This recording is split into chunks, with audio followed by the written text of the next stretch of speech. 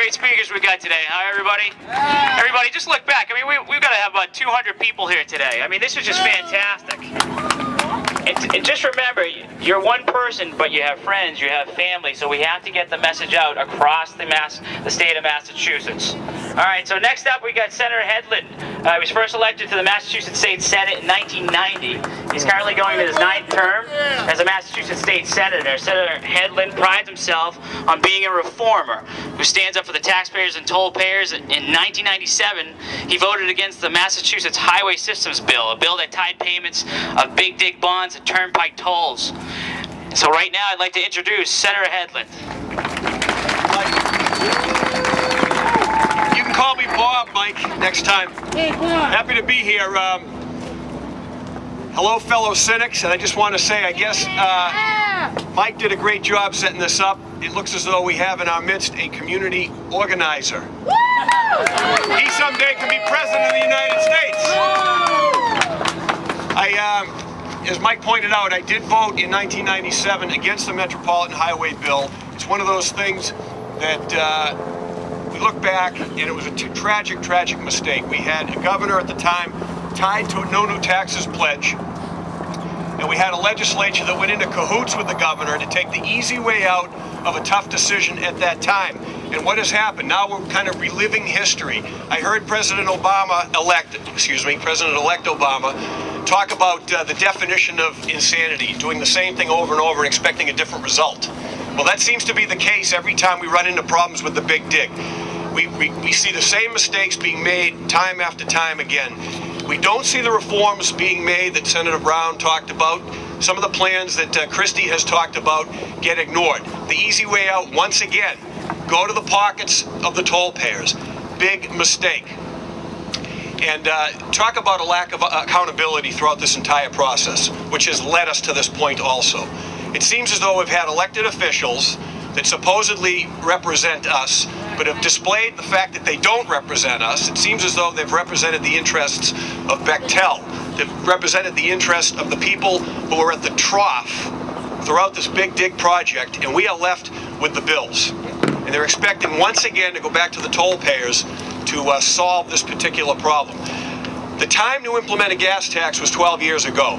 It was the right thing to do at that time. It was the right way to set up a revenue stream to pay for this project, setting aside accountability issues for a minute. And the time now to do an alternative plan may not necessarily be an increase in the gas tax. It should be the things that Senator Brown talked about, that Christie talked about. And I'm going to give you a prediction right now.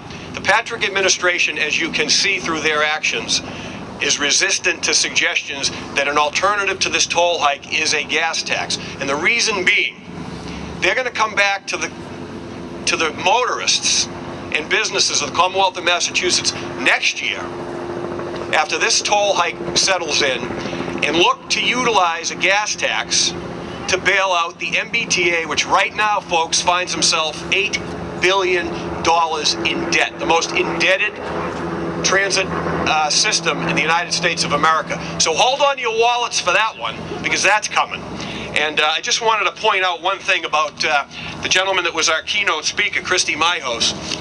As you know, he served on the Turnpike Board, and one of the things that he did along with Jordan Levy at that time was take his responsibilities on the Turnpike Board seriously. Look out for the interests of the public. Not the interests of Bechtel, not the interests of the people, as I said, that were at the trough of that particular largest public works project in the history of the United States. And what was his reward for speaking up, his reward for taking the interests of the taxpayers and the toll payers of the Commonwealth seriously? He was silenced. And you remember, you may not remember, some may remember, the year 2000, it was 2:10 a.m., and this is, by the way, Beacon Hill in action. 2:10 a.m., a transportation bond bill before the legislature that not one member of the legislature had the opportunity to look at or was given a copy of. And an amendment was offered at that time, 2:10 a.m., to stack the board of the Turnpike Authority to shut Christie Myhos and Jordan Levy up.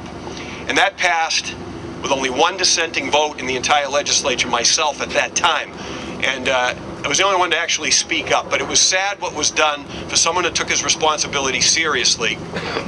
And sadly, folks, that is Beacon Hill at work. And we see the same pattern that has existed continue the last 8 years. Things that are just as outrageous as that continue to happen. And I've been on the Transportation Committee since the time I entered the legislature.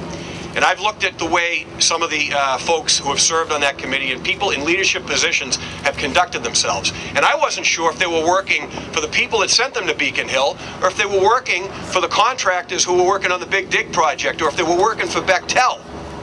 I couldn't tell which was their actual role.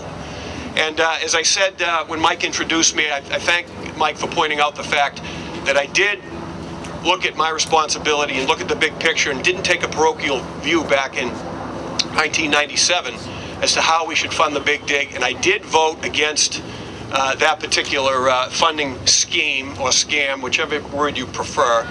And, you know, you probably say, well, what's a kid from the South Shore, from the mean streets of the South Shore, doing in East Boston tonight? Besides the fact that my grandfather was born here. There you go.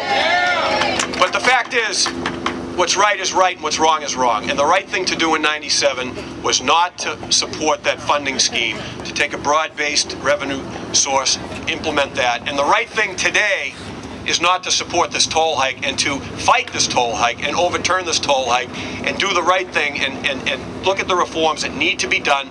I sat in a hearing today, Christie mentioned it. We had a hearing today on looking at potentially privatizing the turnpike.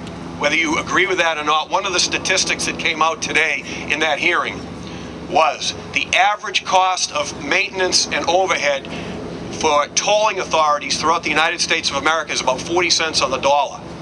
There are some as low as 23 cents on the dollar. Massachusetts Turnpike Authority, 79 cents on every dollar that they collect over at these toll plazas, overhead, to run that particular authority. So there's room, folks, to implement some reforms, to provide some savings, take elements, I'll call it the My House plan, implement those, and reverse this ridiculous toll hike. Thanks for having me. It's a pleasure to be here.